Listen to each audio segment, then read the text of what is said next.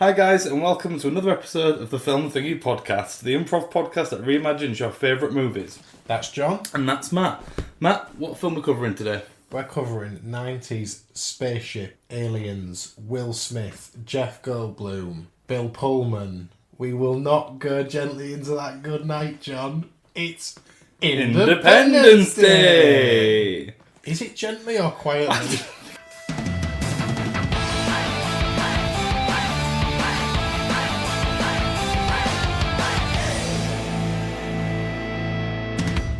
So Independence Day. Independence Day.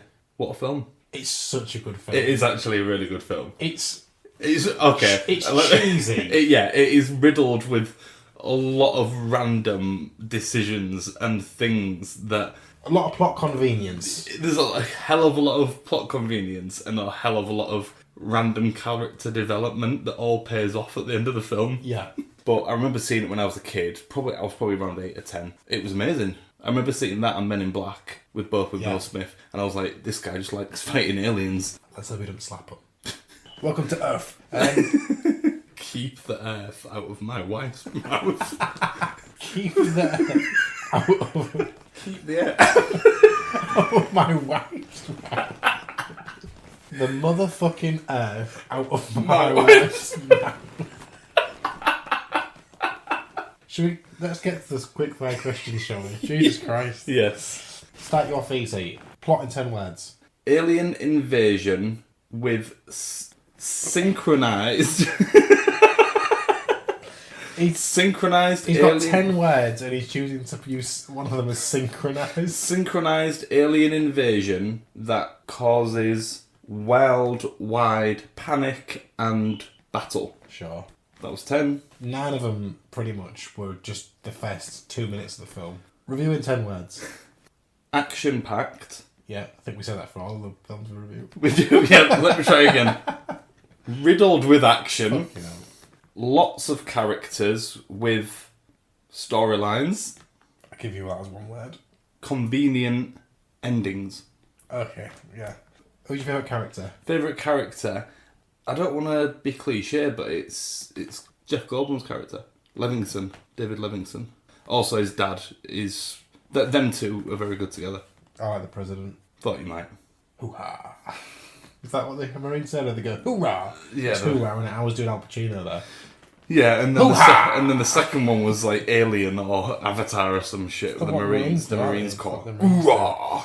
Okay. Hoorah, America. On that, favourite line? Favourite line? It's hard to look past this one, which is a Will Smith line. I don't like it because it's a well-written line. I like it because it's so fucking ridiculous and fitting for the film. They've just had the dogfight. Yeah. He manages to shoot one of the ships down. He opens the top, and the alien comes out, and he punches it on the forehead. Yeah. And then sits back and says, "Welcome to Earth." He does. It's a classic line. It's a classic line. It was in the trailer, I believe. They always use it on like montages. Do you know when you're watching like a particular channel on TV and they've got a run of films coming up and they make a montage? If ever Independence Day is in that montage, it's always that clip. That's fair. Welcome to Earth. And he's putting a cigar in his mouth. Yeah. And Welcome to Earth. So it's not a great line, but it's a very memorable line. Just before that, he also says, "Now that's what I call a close encounter." Not the best of the "Now that's what I call music" series, but... Also, on a personal note, sir, I'd just like to add that ever since I was kidnapped by aliens 10 years ago, I've been dying for some payback. It's a great line. It's a great line, and it's such an unnecessary character. He himself is a film thingy. There's a plethora of thingies to pick from. Oh, there is, yeah. You wouldn't kick Jeff Goldblum out of bed, or would you? Certainly not. Nah. No, even if he was turning into The Fly. Late 80s, early 90s, mid-90s Jeff Goldblum. Yeah, when he's in Jurassic Park with leather trousers and shirt half up and a bit of a Jerry curl going on. Ooh. Don't have to climb into the paddock to admire the horses, you know what I'm saying? Yeah, no, it's that. Quick Jeff Goldblum impression?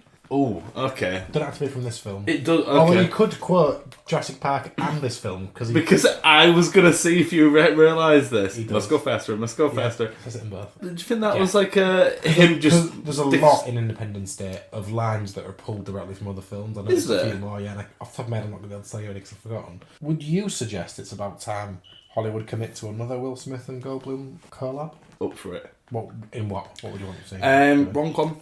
Where they're into each other? I think they're a couple, yeah. Yeah. I'd like to see that. Going through good times, bad times, bit of everything? Well, usually in a rom-com you get a bit of both, don't you? Yeah. And a bit of everything. Is Bill Pullman's Independence Day speech the most inspiring piece of cinema of all time?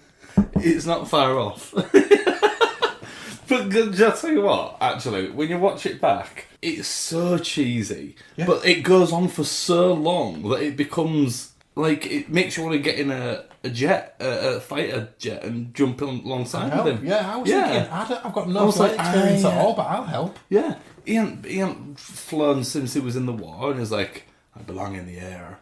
And he's like, fine, go on, President. Why does no one stop him? It's so stupid. This could be a thing in itself. Is that he has the final... I know he's a president, but he has the final say on everything in the film, and it's like... I'm sure the president... There's some limitations as to what he can and can't. There's a great line in the final battle when he's in the air with them all. Will Smith and Jeff Goldblum are uploading the virus. They take their first shot at the big ship that's in Houston. The shields are still up, and they're like, pull back, and he goes, hang on. I want to take another shot at it. And he just completely breaks, like, military protocol because that extra missile, he knows in his heart, by the time it gets there, the virus will be uploaded. He's like, fucking hell, Bill Pullman. There's a real lot of ramping up the tension in this film where things happen and then there's a pause and then we wait and we tease the audience with stuff like that. Yeah. Where it could have just hit first time. But no, well, the first one failed. Yeah. Just so that we can build the suspense for the next one, maybe. Yeah. Could you knock out an alien in one punch? One punch, easy. Done. And I'd say, get the earth out of my... and I'd say, get the earth out of Will Smith's wife's mouth. And it'd be going... It's telepathic, innit? But I'm out. He goes, oh, fucking hell. Didn't know that I wasn't allowed to put the earth in his wife's mouth. Sorry, I'm in the wrong place, aren't I?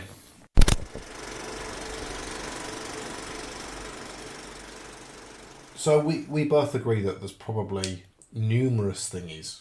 Innumerable, perhaps. Perhaps there's an infinite number of thingies with this film. Not to say that it hurts the film. The film is a classic. It holds piece of up. cinema. It really does hold up. But you have uncovered a thingy with Independence Day. Yeah, I do. So let me set the scene for you. We've met all the main characters, just about. We finally meet Will Smith's character and his family, I guess. Stephen Hiller. Stephen Hiller. So we've met Stephen Hiller. We've met Jasmine. Jasmine's his And I girlfriend. can't remember the name of Jasmine's son. There's the classic shot of Will Smith going out for the paper. He thinks everyone's like, there's been an earthquake, so everyone's moving, and then he looks up and he can see it. And he gets then called in, obviously being a fighter pilot. Yeah. And then we cut to the military base where Will Smith is, Stephen Hiller is, with his friend Jimmy Wilder. So he's with Jimmy. They're in the room having the briefing of what needs to happen. Yeah. Jimmy's a character, isn't he? He is a character. I would say an unnecessary character. Yeah, He's just really is a bit full on. I think bit obnoxious, and I think you know what I know you're trying to be upbeat, but we're going up against a big fucking alien ship here, mate. For a film that's full of one-liners, often throwaway, often cheesy, I feel like they wrote too many for the actual story and the plot of the film. Too many for Will Smith's character to say, too many for Jeff Goldblum's character to say, or anybody else, in fact. So they just created that character. Just to take up the rest of the one-liners. Yeah, quite possibly. Soak them all up. So they're at the military base, they get the briefing, a few other bits are going on at the White House. So they're planning what they're going to do, how they're going to defend, what they're going to do against it. While all this is happening, there's a bit of hysteria going on that people want to engage with the ship. They want to, sort of got these crowds of people. Hippie types. Hoping to bring back Elvis, which I thought was a great line. Yeah. Don't know how they resurrect Elvis. why would they resurrect it? That's not the thingy, by the way, but just thinking about it now, why would they specifically choose Elvis to... Can they resurrect? Maybe a different episode will cover that. But then it cuts to the next scene where there's an alien invasion. It's well documented that there's huge alien ships across all the major cities in the world, pretty much. Yet... She's gone to work. Will Smith's wife has decided that she's going to go to work. Yeah. So... There's two bits to this film thingy, because she's there as a stripper in an empty strip club. Yeah. It would be empty because it's a fucking alien invasion. Well, it starts off with her stripping, and it lingers on her stripping, and then pans across, and there's no audience because they're all watching the TV. So there are people who thought, no, do you know what? I had plans today, despite what these alien fuckers are thinking. Yeah. I'm gonna go to the. I'm gonna go for that strip. I'm gonna go. Do you know? I've got $50 bill burning a hole in my pocket. That was for Jasmine at the strip club. I'm gonna go and I'm gonna go to the strip club. I'm gonna have some of the buffet. American strip clubs have really good food, apparently. Do they? What, they do buffets? Apparently the food there is really good. I don't know if that's just... That's insane. An urban legend or not, but apparently the food is really good and really cheap. So I'm gonna go, I'm gonna have a couple of wings, I'm gonna watch Jasmine for a bit, and I'm gonna enjoy my day, and then I'll deal with this alien stuff. Okay, so my issue with it is... Instantly, after she's finished that dance, she comes off stage, she goes backstage, she tells her friend not to go. Tiffany. She tells Tiffany not to go to the ship. She says, I've got a really bad feeling about this. What? The big fucking alien ship that's above the city? No shit.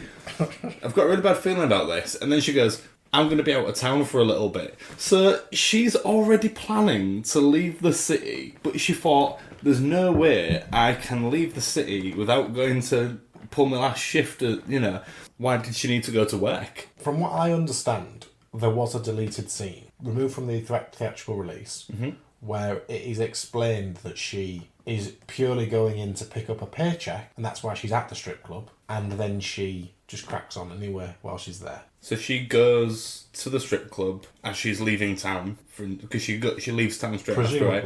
So she presumably goes there to pick up a paycheck in nigh on empty strip club. Yeah. She decides she's just gonna do one last dance, I guess. From my knowledge, strippers earn a lot of their money off of tips, rather than a set wage as such. I believe you would earn. Yeah, I don't think you get paid by the hour as a stripper, do you? So even if you do, if you're only getting $20-30 an hour, is it really worth it for that extra hour?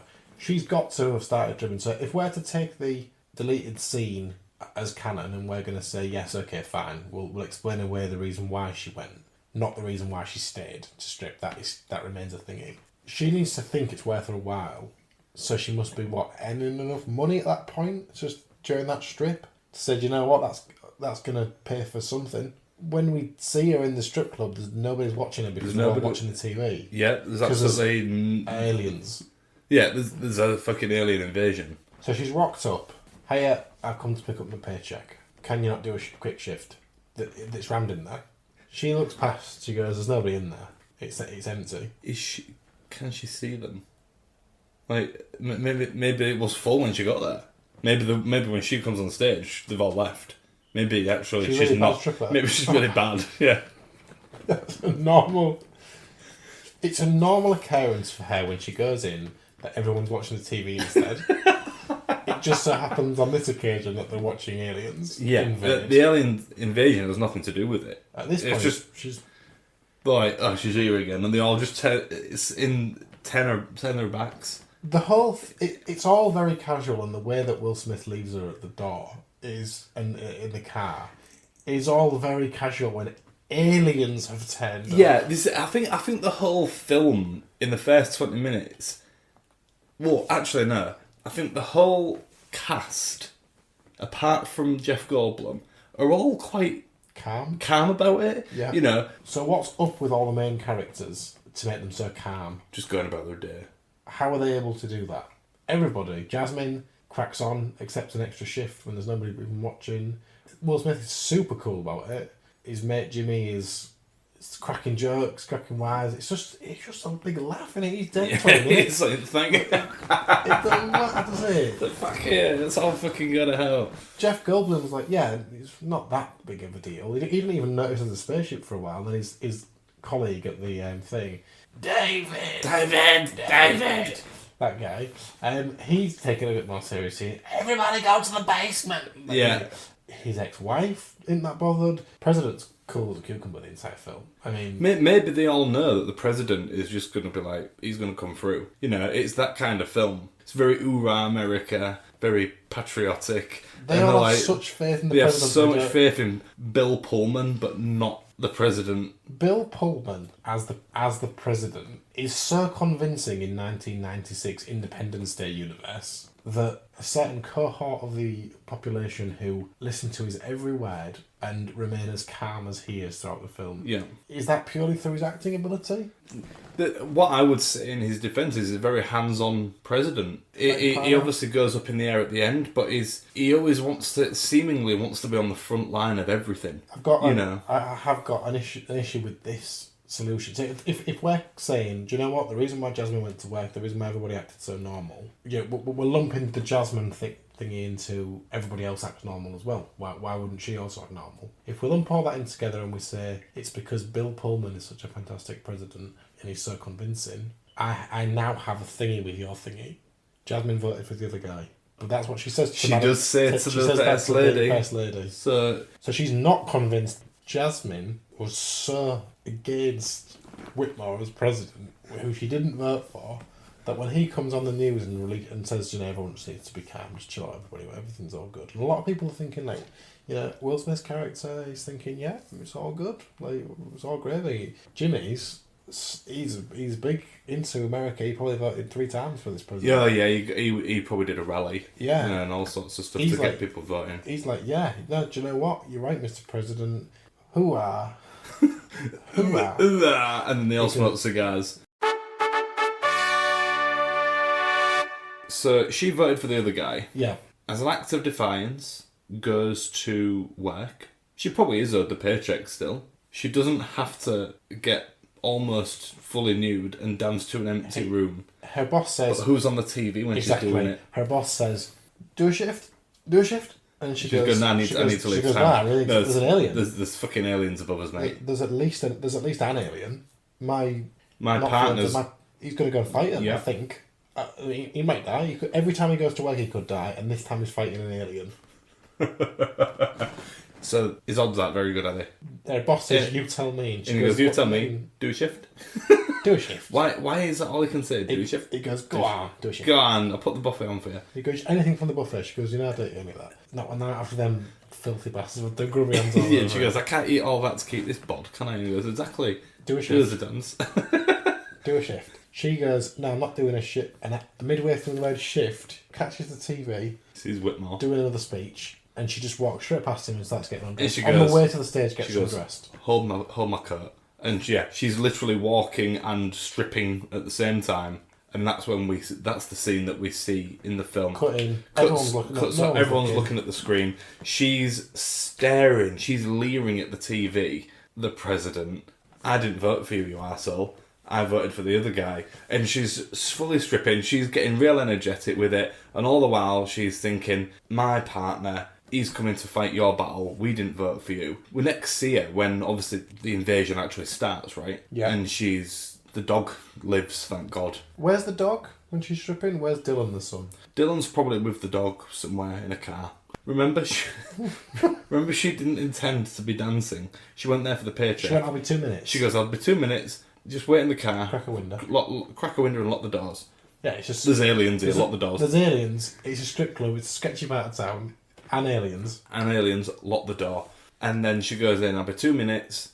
2 hours later, she's dancing. And she's sweating, she's out of breath. Yeah, she actually buckled and got some of the buffet because she was dancing for that long. Bloated. Yeah, she's a bit bloated. She needed her energy back. I danced as long as the president's speech. And he was talking for 2 hours to try and get people to leave the city. To not leave the city. Leave the city. Don't evacuate the city, because later on in the film they go, we could have evacuated everywhere. And he goes, chief of defence, whatever, And that basically goes, but you didn't, did you? But that proves the point further, because when she finishes her shift at the strip club, she says, "I'm gonna leave town." She's defying his word again. She just hates the president. It's hard to believe, though, because he's so convincing. He actually doesn't offer anything to the film. When you really strip it back, the president. I'm telling you, he makes all the decisions. He makes all the decisions based on information from other people. But that's what the president does. Someone's got to be there to pull the trigger. He doesn't shoot the final missile. So no, he defends Randy Quaid's character, as does all the other fighters up in the air. The only purpose he serves in that film is when they're doing they're doing the autopsy on the alien. He links to his mind and he sees what's going to happen, and he gives the information, and that's when obviously Jeff Goldblum comes up with the idea of implanting a virus. It's really funny that he sees that vision. It's very convenient. But the aliens already told him that they're going to kill everybody. Yeah. That's a pointless scene, in my opinion. Yeah, 100%. Because the alien already speaks through Brent Spiner's and says, "I'm going to bring death," or whatever. Yeah. And it's like, okay, then, fair dues. Like, we're kind of, it's not a surprise, is it? Yeah, They've been attacking everybody already. Yeah, literally thousands of people have already died. They've not been nice. They didn't bring back Elvis. Just to bring it back to a point, bring back Elvis, just because I didn't mention it earlier. In Men in Black 1, Agent K says Elvis was an alien. Yes, he does.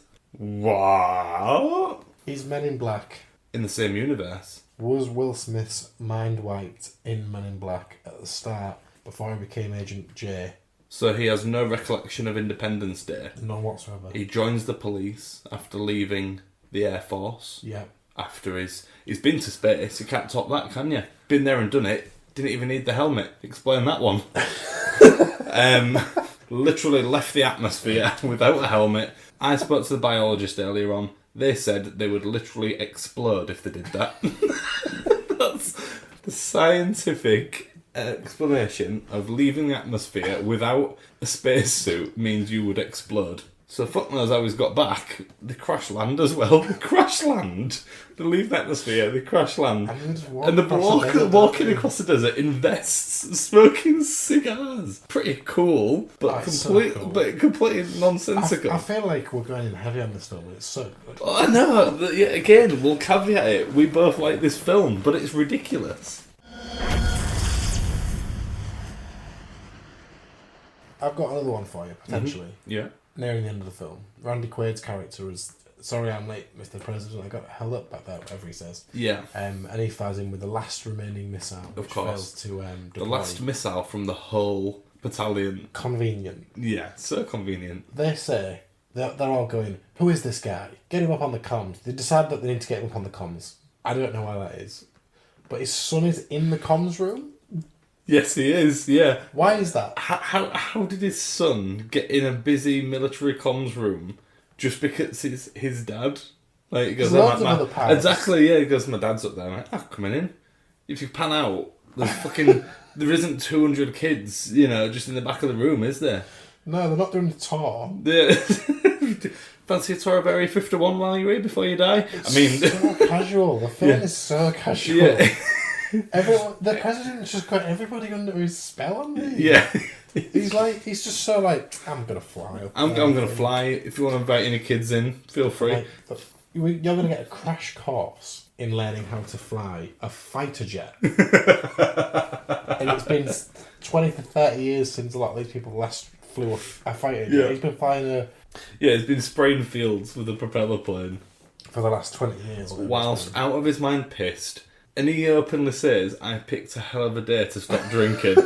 So my question is, when alcohol withdrawal kicks in, how is he keeping that plane steady? He should be fucking all over the place. So are we saying that his missile didn't fail to I deploy? think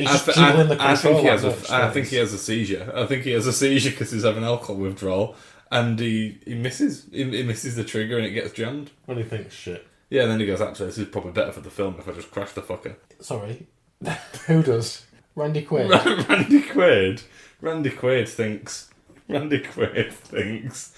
my lines are a bit shit from here on out because they've made a big thing about me getting sober, being a shit dad. So that's all. That's all part of the film. And he thinks, I know. But he goes, I ain't letting the president shoot this final missile. I'm gonna let him. So that bit in the film when just before the shields go down, the president goes, "I want to take another shot at it." He's radioed him. Just take another shot at it. See what happens. This the president. He wants to be the Billy Big Dick, doesn't he? Yeah. And he goes, "I want to take another shot at it." Shoots it. The virus is in. Shields are down. It hits. Direct contact is what they say, innit? So they open fire, and then all the while Randy Quaid's thinking, I'm saving all these missiles up, mate. Randy Quaid the actor? Randy Quaid the actor goes, they've told me to say these lines, and I'm going to say them really badly, so they get cut out of the film, which they do. Right. But then, at the end...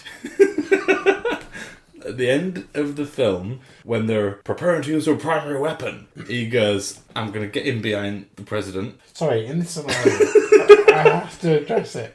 Every one of these actors is actually in the air in an aircraft. Yeah. Is it not clear? That's real. That's all all real. That dogfight is real. Yeah, it's all real. How are they flying the spaceships? Well, they're not really there. So they're just flying. They're just flying. Nothing. Yeah. Is there a lot of military type aircraft that have got just green screen? Yeah, there'll be a lot of other opposing military aircraft. Covered in ping pong balls. They've just covered them in ping pong balls, and they've just put green around the windows so they can't see where they're going.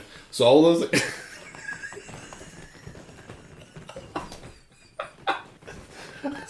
Why? Why would they do that? So all those explosions are completely real. It's pretty much genocide. But who's organised it? Bill Pullman, I bet. Well, we are already blowing this one right open. Bill Pullman's making a play at being the real president.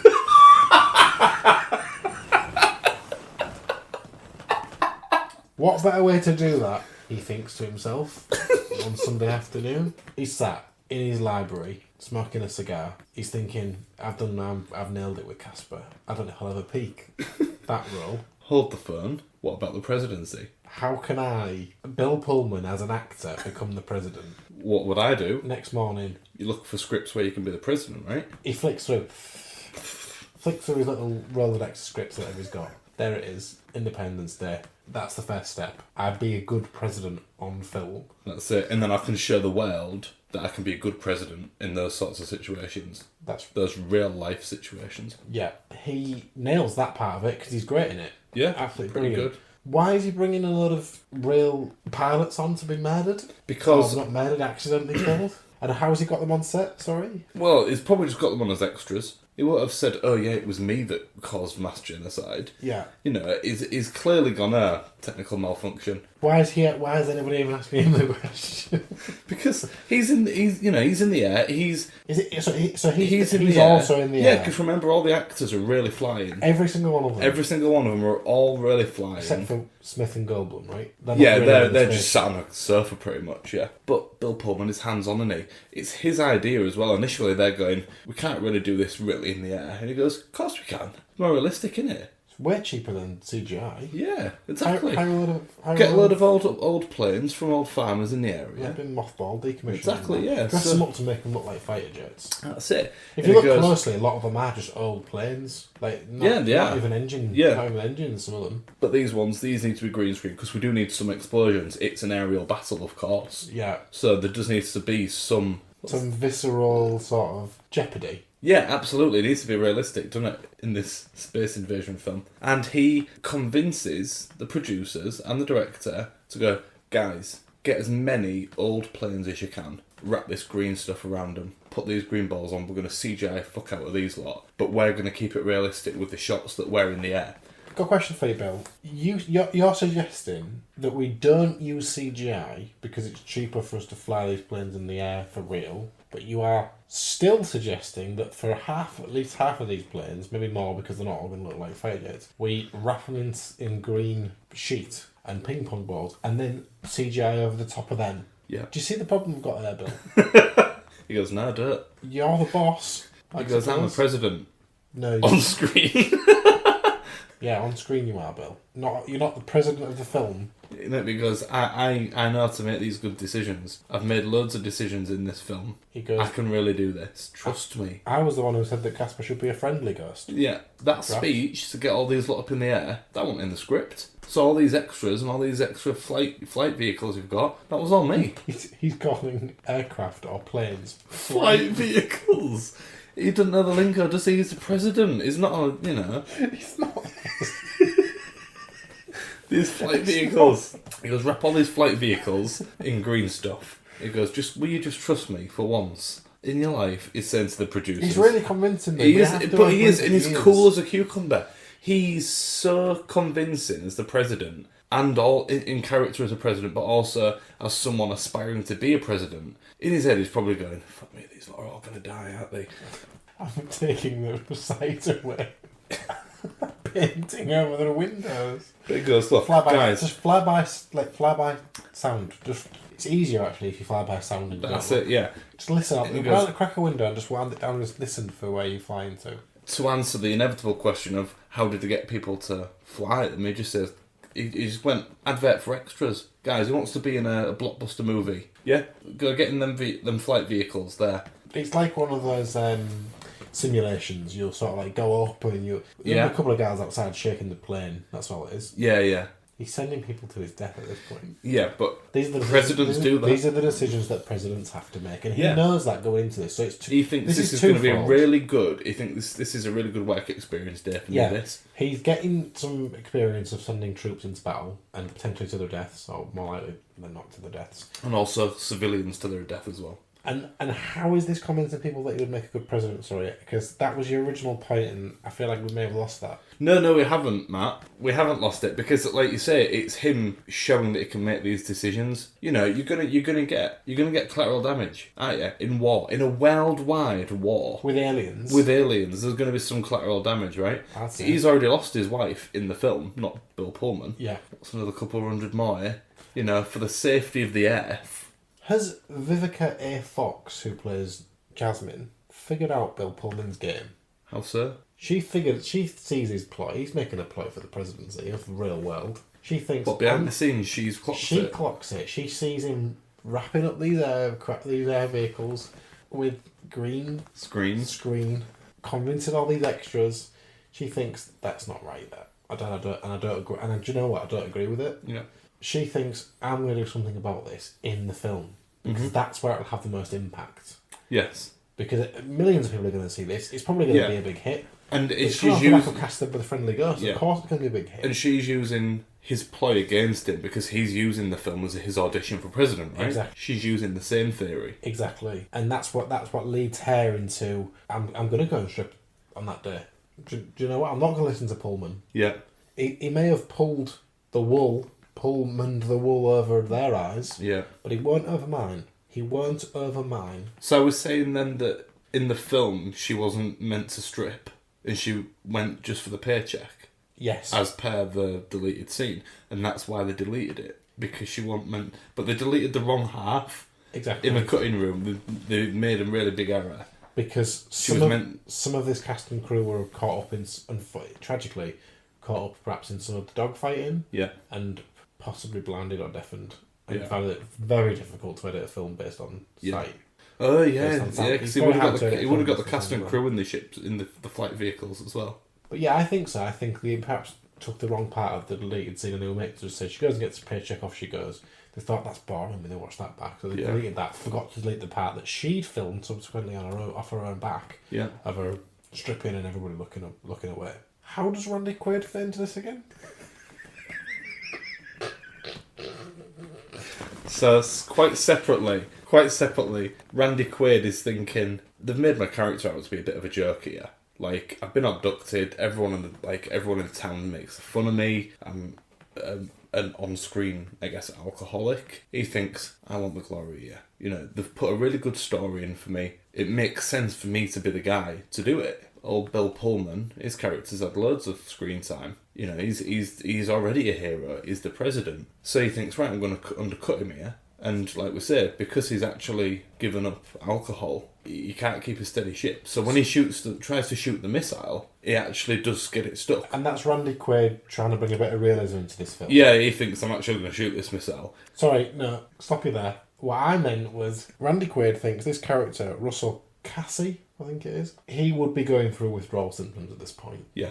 He would be going through alcohol withdrawal and he'd be all over the place. Therefore, that's what I'm going to do. I'm going to do that with this plane and I'm going to fuck it up and the missile's not going to fire. And I'm going to say, while we're flying, we've only got one shot of this, I'm going to say, it won't deploy. And the cast and crew are thinking, it probably should because there's no reason for it not to. Yeah. But he's a little subtle nod towards the fact that it's real.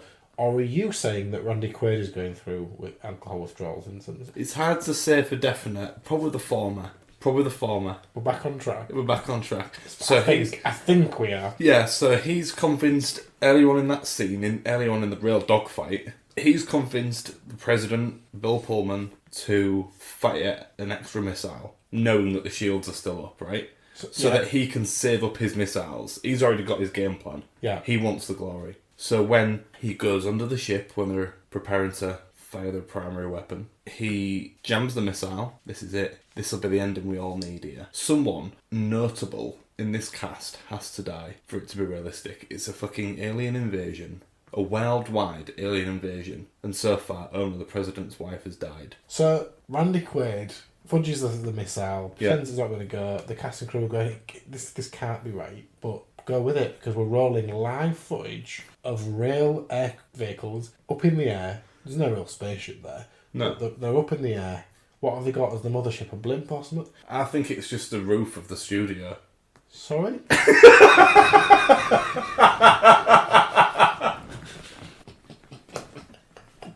Okay, we might have to agree to disagree on that one, because I think it's very unlikely that if we compare it to this real life dogfight scenario, that they're doing that inside. Yeah, you might have a point. I think what's more likely is that they've got some sort of blimp.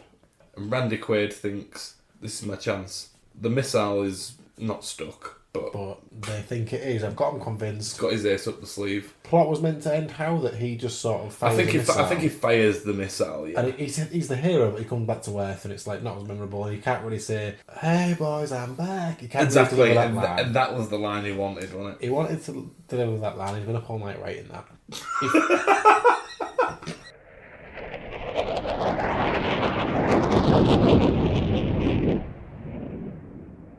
My goodness. It's possible that you might have to be a telepathic alien to fully comprehend what we were trying to get across there. Or we could just do a 30-second summary. I think let's do the 30-second summary. Okay, you go for it. Fresh off the back of Casper, The Friendly Ghost Bill Pullman receives a higher calling decides to aim for the presidency. of the United States Plots to play a president first. to win the heart of the nation. Joins Independence Day, Charms the crew to use real air vehicles wrapped in green screen. to help show his leadership. Vivica A. Fox gets wise to this She protests his plans on screen. by stripping when she shouldn't be stripping. To an audience of 3, And a buffer Randy Quaid has plans of his own to usurp Pullman. and alters the final scenes. Doesn't fire his missile, Sacrifices himself. pops the blimp, Pullman's livid. never sees the Oval Office. It's actually pretty obvious when it's there in front of you. When it's summarised like that so succinctly, I don't see how it could have been anything other than that. I'll say thanks for listening, guys. It's been a real pleasure. It has. It's been a great... I've really enjoyed this episode. Hope you guys listening have too. Catch us, as always, on Instagram. Yeah, drop us a message on Instagram if you like the episode. Keep an eye out for our announcement of our next episode. We want to hear your questions. So the questions that we answer at the beginning, we want to hear your suggestions. Quick fire questions. Drop us a message with questions that me or Matt will answer, and we'll pick out our favourite ones. Alright guys, thanks for joining us, and I will see you again for another episode of the Film Thingy Podcast.